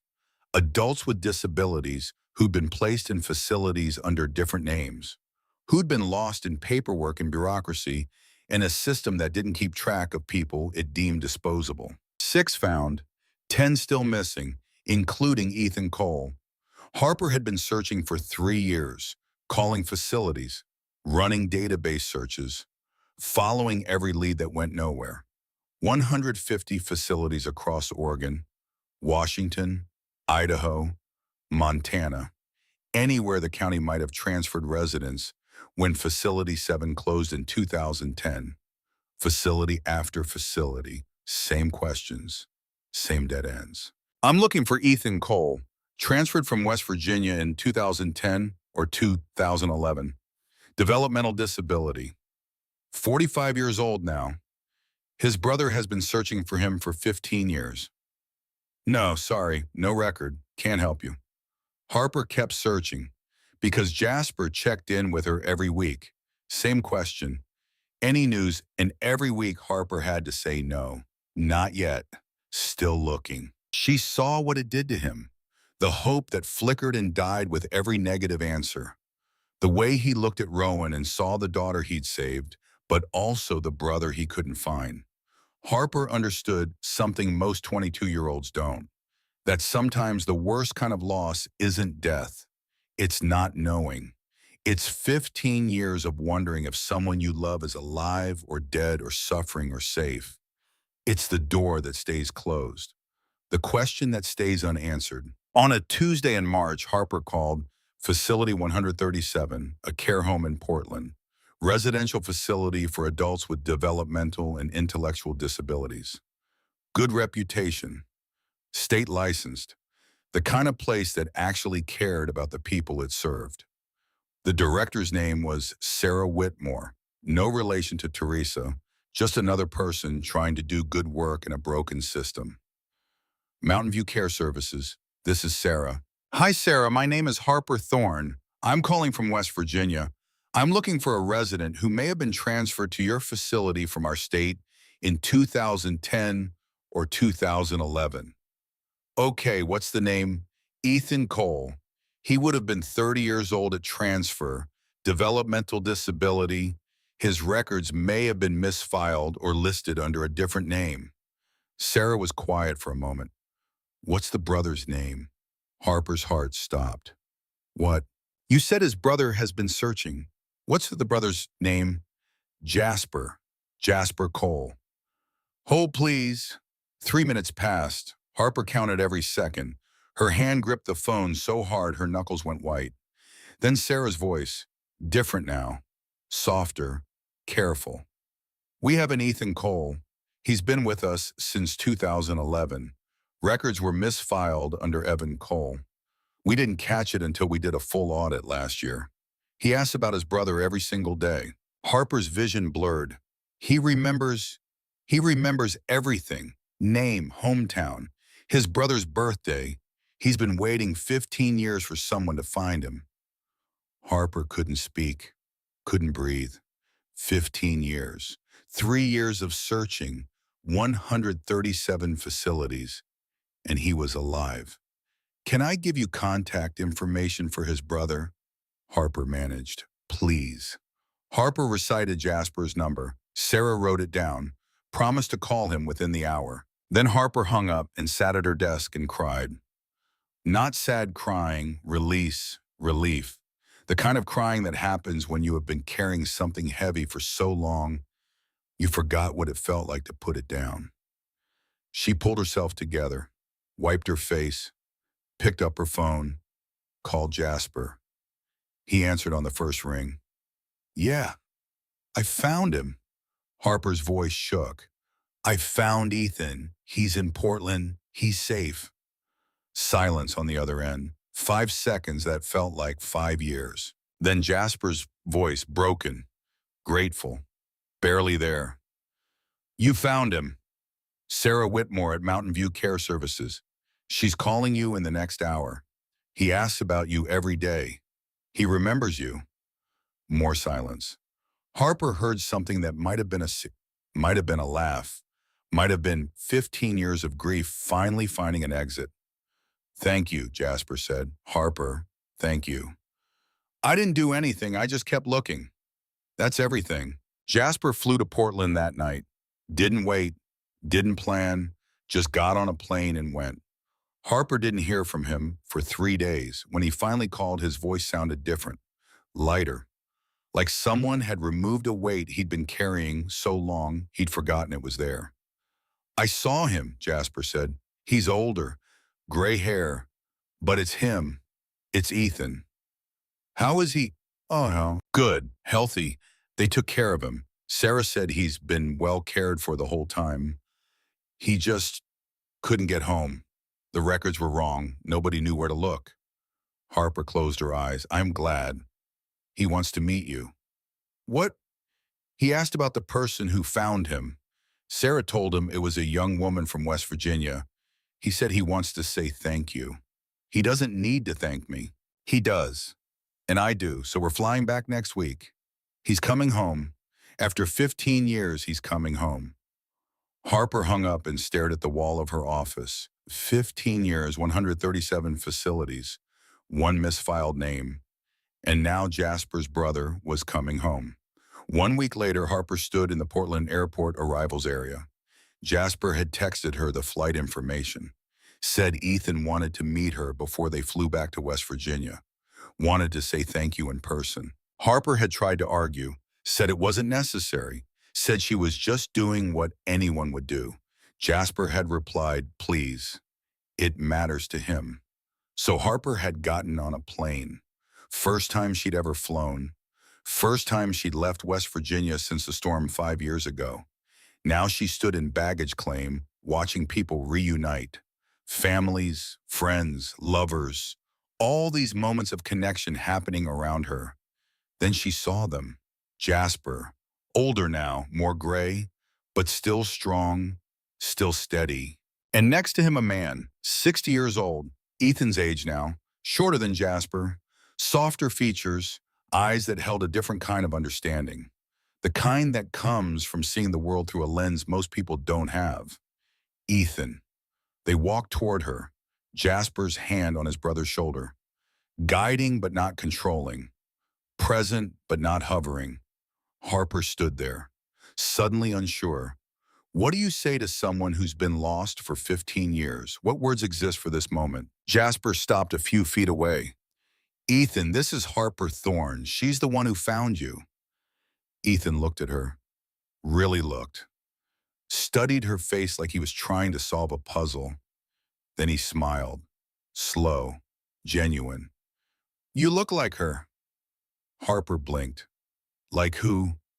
The girl from my dreams, the one who walked in the snow. She had your face. Harper glanced at Jasper. He shook his head slightly. I didn't tell him. I don't understand, Harper said. Ethan stepped forward, held out his hand. Harper took it. I dream about snow sometimes, Ethan said. About being lost, about being cold. And there's always a girl. She's walking, carrying something. She's so tired, but she doesn't stop. She just keeps walking. His grip tightened slightly, not uncomfortable, just present, real. She looks like you. Same face, same eyes. I always wondered who she was, why I kept seeing her. Harper's throat tightened. When did you start having these dreams? Long time ago, 5 years maybe. They started in winter. December. 5 years ago, December. The storm, the walk, 6 miles carrying Rowan. Harper looked at Jasper, saw the same realization in his face. I walked through a storm 5 years ago, Harper said quietly. I carried your brother's daughter to safety. That's how we met. That's how this all started. Ethan nodded, like this made perfect sense to him. Like the universe connecting a 15-year-old girl in a storm to a 60-year-old man in a care facility 4 states away was exactly what should happen. You saved her, he said. Yes. And now you saved me. I just made some phone calls. No. Ethan's voice was firm, clear. You didn't give up. Sarah told me. 137 facilities, 3 years. You didn't stop looking. He pulled Harper into a hug. Sudden, genuine, the kind of hug that says thank you in a language beyond words. Harper hugged him back. This man she'd never met but had been searching for. This brother Jasper had lost and found and lost and found again. Over Ethan's shoulder she saw Jasper, tears running down his face. Not hiding them, not ashamed, just grateful. When Ethan pulled back, he was smiling. Can I ask you something? Of course. In my dreams, the girl is always walking toward angels, big scary angels with metal wings. Is that real? Harper almost laughed. Motorcycles, they were motorcycles, but yeah, that's real. Good, Ethan said. I like that the angels are real. 8 years after finding Ethan Harper, Thorne stood backstage at the Charleston Civic Center. TEDx Charleston, red circle on the floor, 1,500 people in the audience, cameras ready to stream this to thousands more. She was 30 years old, director of Rowan's Walk, an organization that had grown from weekend outreach to a full nonprofit with 3 locations and 17 staff members. In 8 years, they'd helped over 3,000 young people, given them housing, support, a voice when the system tried to silence them. 3,000 kids who might have disappeared, who instead had been seen, helped, given a chance. But tonight wasn't about numbers. Tonight was about the story. The walk, the storm, the choice a 15-year-old girl had made to trust a 2-year-old's directions and find angels in the last place anyone would look. A production assistant touched Harper's shoulder. You're up in 2 minutes. Harper nodded. Smoothed her shirt, black, professional. The kind of thing directors wear when they're trying to be taken seriously. She thought about the girl she'd been 15 years ago. Homeless, invisible. 3 weeks on the street with nothing but a notebook and her mother's voice in her head telling her to write it down. That girl felt like someone else. Someone from a story Harper had read instead of lived. But she was still there. Still part of who Harper was. The part that refused to quit. The part that walked 6 miles in a storm because someone needed help. 30 seconds. Harper walked to the edge of the stage, looked out at the audience filing in, saw familiar faces in the 3rd row. Jasper, 64 now, completely gray, but still strong, still the man who'd caught her when she fell, who'd taught her that family isn't always blood. Sometimes it's leather vests and motorcycle engines and people who show up when you need them most. Next to him, Rowan, 16 years old, beautiful, smart, everything her father had hoped she'd become. The little girl who'd known where the angels lived had grown into a young woman who volunteered at Rowan's Walk every weekend, who wanted to study social work, who understood what it meant to help people the system forgot. Next to Rowan, Ethan, happy, healthy, home. He lived with Jasper for 8 years now, working part-time at a bookstore, making friends, living the life he'd been denied for 15 years. And behind them in a wheelchair, Cassidy, Harper's mother, 62 years old. The MS had progressed. It always would. She couldn't walk anymore, could barely speak above a whisper. Her hands shook constantly, but she was there. She'd made Ainsley drive her 4 hours from Welch because she wasn't going to miss her daughter's TED Talk. Harper caught her mother's eye. Cassidy smiled, small, difficult, but real. Harper smiled back. Go, the assistant whispered. Harper walked onto the stage. The lights were bright. The audience was silent. The red circle waited. Harper stood in it, took a breath, began. When I was 15 years old, I walked 6 miles through a storm carrying a 2-year-old child I'd never met. People asked me why I wasn't scared. I tell them I was more scared of doing nothing. She paused, let the words land. The little girl's name was Rowan. She kept saying two words over and over, Daddy's Angels. I didn't know what it meant, but I trusted her. Because sometimes a 2-year-old knows more about where angels live than any adult ever could. The audience leaned forward, listening. Those angels were real. They wore leather vests. They rode motorcycles. They were Hell's Angels. And they taught me that the scariest looking people in a room are sometimes exactly who you need. Harper smiled. But more than that, they taught me that age doesn't determine impact, that being young doesn't mean being powerless, that sometimes the smallest voice in the room is the one that changes everything. She looked out at the audience, found Jasper, found Rowan, found Ethan and Cassidy. 15 years ago, I was homeless. I was invisible. I was told I was too young to make a difference, too inexperienced, too idealistic. I proved them wrong. Not because I was special, but because I refused to accept that the world had to stay broken. Harper's voice grew stronger, more certain. I documented corruption that had been happening for 15 years. I stood up to a county commissioner who thought he was untouchable. I helped expose a system that made 16 vulnerable adults disappear. And I spent 3 years searching until I found every single one of them. She paused. All 16. Alive. Safe. Home. The audience started to applaud. Harper held up a hand. Not finished. But I didn't do it alone. I had help from people who believed in me when I had no reason to believe in myself. From a man who taught me that mentorship means opening doors, not walking through them for someone. From a 2-year-old who knew where to find help when everyone else had given up. From a mother who taught me to write down the truth even when nobody wants to hear it. Harper's eyes found Cassidy. My mother has MS. It's taken almost everything from her. Her mobility, her independence, her voice, but it couldn't take the most important thing she gave me. The understanding that someone has to remember. Someone has to write it down. Someone has to refuse to let the truth disappear. She looked back at the audience. If you take one thing from this talk, let it be this. Don't wait for permission to do the right thing. Don't wait until you're older, more qualified, more prepared. The world needs you now, exactly as you are. Harper leaned forward, voice dropping, intimate, direct. You don't have to walk 6 miles through a storm. You don't have to take down corrupt officials or find missing people or start nonprofits.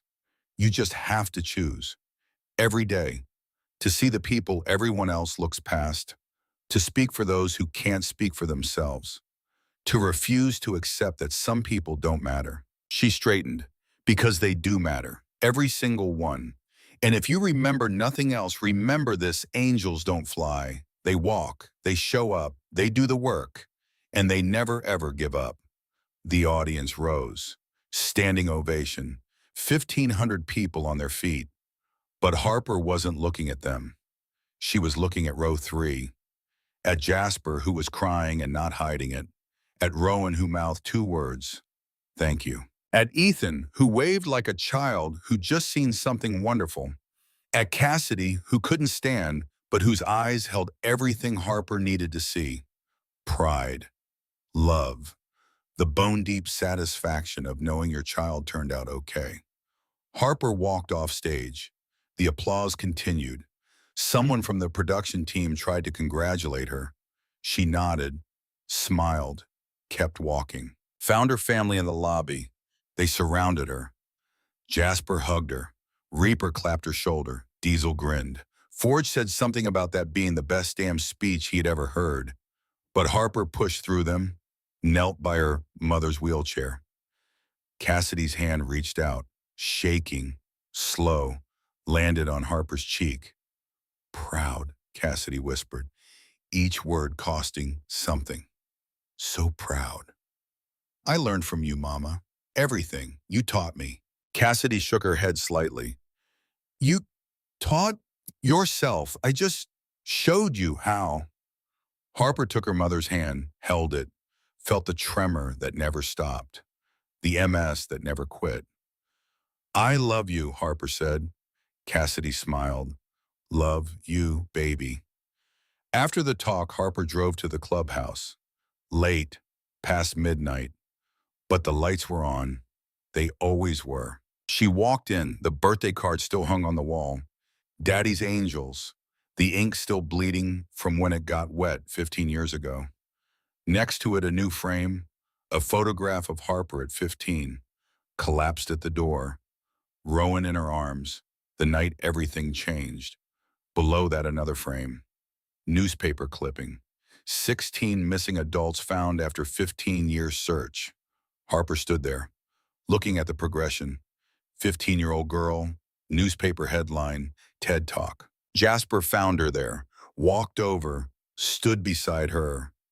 Good talk, he said. Thanks. Rowan recorded it, watched it twice already on the drive home.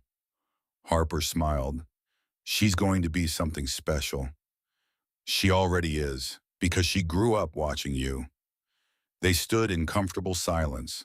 Outside, wind picked up, the sound of motorcycles in the distance. Brothers coming home. I got a call this morning, Jasper said quietly, from Sarah in Portland. Harper turned. Everything okay with Ethan? He's fine, but she called because someone from Arizona reached out to her. A care facility. They were doing records audits. Found two residents who'd been transferred from West Virginia in 2011, misfiled, wrong names. Harper's heart stopped. The last two from Facility 7. Yeah, Maria Espinoza and Robert Chen. Harper closed her eyes. 16, all 16, every single person who disappeared 15 years ago, found, alive, safe. That's everyone, she whispered. That's everyone. Harper's legs went weak. She sat down hard on the nearest chair. Jasper sat beside her. 16 for 16, he said. You found them all. We found them all. No. Jasper's voice was firm. You found them. I helped. The brothers helped. The FBI helped. But you're the one who refused to quit. You're the one who made 137 phone calls, who spent 3 years searching, who believed they mattered when everyone else had written them off. Harper shook her head. I just did what anyone would do. That's where you're wrong, kid. Most people wouldn't. Most people would have given up after 10 calls, after 50, after 100. But you kept going. You know why? Harper looked at him. Because you're not most people. You're someone who walks 6 miles through a storm to save a child you've never met, who documents corruption for 3 weeks when you're homeless, who stands up to power when you have every reason to stay silent, who searches for 3 years to bring someone home. Jasper put his hand on her shoulder. You didn't just find my brother. You saved him. You gave him 15 years of his life back. You gave me my family back. You gave 16 people their freedom back. Harper's eyes filled. I was just trying to help. I know, that's what makes it matter. They sat there for a long time. Then Harper's phone buzzed, a text from Ainsley. At the hospital with Cassidy.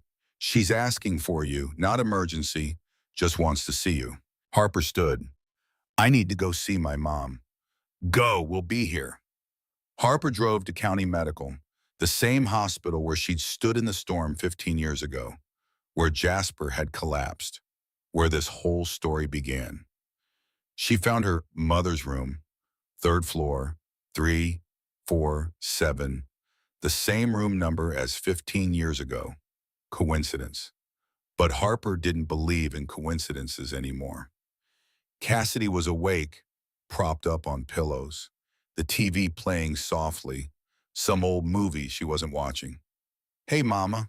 Cassidy turned, smiled, patted the bed beside her. Harper sat, took her mother's shaking hand. Good talk, Cassidy whispered. You already told me that. Wanted to say again. Harper squeezed gently. They found the last two from Facility 7, Maria and Robert. In Arizona, Cassidy's eyes widened. All 16. Everyone's coming home. A tear slid down Cassidy's cheek. You did it. We did it. You taught me how. Write it down. Don't give up. Someone has to remember. Cassidy shook her head. Slow, difficult. You taught yourself. I just gave you words. She paused, breathing hard, each word taking everything. You gave them back their lives. That's everything. Harper leaned down, hugged her mother carefully, gently, feeling how fragile she'd become, how much the MS had taken, but also feeling how much remained. The core of who Cassidy was, the strength that disease couldn't touch. I love you, Mama. Love you, baby. Always. Proud. Harper stayed until Cassidy fell asleep. Then she drove back to the clubhouse, found the old notebook, the one from the parking garage, the one where she'd first written Coal File 2009, Facility 7.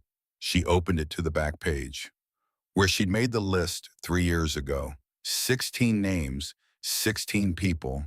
She crossed out the last line, Maria Espinoza and Robert Chen, then wrote 16 over 16, everyone's home. She set the notebook on the table. Next to it, the birthday card, Daddy's Angels, the crayon bleeding, the message clear. Harper thought about everything that had happened because a 2-year-old knew where the angels lived, because a 15-year-old chose to walk, because a man caught her when she fell and taught her that family isn't always blood. She thought about Cassidy teaching her to write things down, about Teresa finding the courage to testify, about Morris giving her a security badge, about Sarah running records audits in Portland, about all the small choices that added up to something bigger than any one person could have done alone. The door opened. Jasper came in, Rowan with him, and behind them more brothers, Reaper, Diesel, Forge, Circuit. They gathered around the table, looked at the notebook, at the crossed out line, at 16 sixteenths. To Harper, Jasper said, raising a beer, who proved that the smallest voice in the room can change everything. To Harper, they echoed. Harper shook her head. To all of us, to everyone who refused to look away, who chose to help, who remembered that people matter. She raised her own glass. To the angels, all of them, the ones who walk through storms, the ones who open doors, the ones who keep searching until everyone comes home. They drank, they talked, they told stories about the search, about the families they had helped, about everything that had changed because one girl refused to give up. And hours later, when everyone had gone home, Harper stood alone in the clubhouse looking at the birthday card on the wall. Daddy's Angels. She touched it, felt the paper, the crayon, the love a 2-year-old had drawn. You were right, Rowan, she whispered. The angels were real. They were here all along. She turned off the lights, locked the door, walked to her car, looked up at the stars, at the winter sky that had once held a storm that nearly killed her. And she thought about what she'd tell that 15-year-old girl if she could, the one standing in the hospital parking lot holding a 2-year-old and deciding whether to trust in something impossible. She'd tell her walk, trust, believe, because angels are real. They wear leather vests, they ride motorcycles, they catch you when you fall. And sometimes when you're very lucky, they teach you that the most powerful force in the universe isn't strength or money or age. It's the choice to care when you don't have to, the choice to walk when everyone else looks away, the choice to search until everyone comes home. Harper got in her car, drove through the empty streets, past the county building where she worked, past the hospital where her mother slept, past the parking garage where she'd heard Clayton Merrick 15 years ago, past all the places that had shaped her, changed her, made her who she was. She drove to her apartment, small, simple, but hers. Walls covered with photos, families she'd helped, kids from Rowan's Walk, the 16 from Facility 7, all found all safe, and in the center, the oldest photo. Cassidy and Harper, taken when Harper was 8, before the MS got bad, before the eviction, before everything fell apart. Cassidy smiling, Harper smiling. Both of them young and healthy and unaware of what was coming. Harper touched that photo. We made it, Mama. We survived. We won. She changed clothes, got ready for bed. Tomorrow she had clients, families who needed housing, kids who needed help. All the work that never stopped because the world kept breaking and someone had to keep fixing it. But tonight she could rest. Tonight she could sleep knowing that 16 people were home, that 47 families had been given justice, that 3,000 kids had been helped, that the system had been changed even if just a little, even if just in one county, that she'd done what Cassidy taught her, remembered, wrote it down, refused to let the truth disappear. Harper lay in bed, closed her eyes, thought about angels, about how they don't fly, they walk. 6 miles through a storm, 137 phone calls, 15 years of searching. They show up. They do the work. They never quit. And sometimes if you're brave enough to trust a 2-year-old's directions, you find them exactly where they've always been, standing in the doorway, catching you when you fall, teaching you that family is whoever shows up when you need them most. That legacy isn't what you leave behind, it's who you help stand up. That redemption isn't earned through grand gestures. It's built one choice at a time. One person helped, one voice heard, one life changed. Harper drifted off to sleep, dreaming of snow and motorcycles and a little girl who knew the truth that adults had forgotten, that angels are everywhere. You just have to be brave enough to find them. And once you do, you become one yourself. Walking through storms, opening doors, refusing to let anyone stay lost, because that's what angels do. They remember, they search, they bring everyone home.